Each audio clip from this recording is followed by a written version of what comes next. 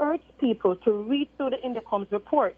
I can also ask the question, how many of those cases have led to the recommendation for charges to be laid? How many of those cases have led to prosecution and then conviction? And the numbers start trending down. Let's look at Indicom's 2024 report.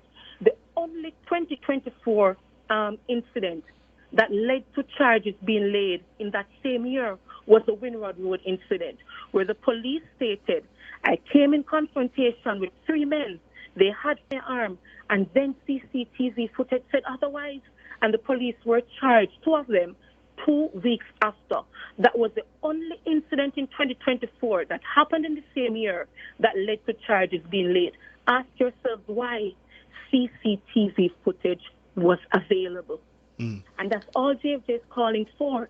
Let's have an independent account, because we know that sometimes citizens will get it wrong. We know that sometimes citizens will unfairly accuse police officers who are carrying out their lawful duties.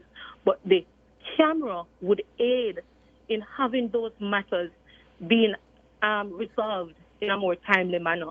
So back to the point I was making, if you look at the Indicom's report, in terms of the number of charges that were recommended, you're talking about 2020, 2021, 2022, 2023. Only one that happened in 2024 was recommended for charges, because systemic delays, such as backlog with the forensic unit, sometimes when Indicom show up at the crime scene, the evidence have been washed away. These are some of the issues.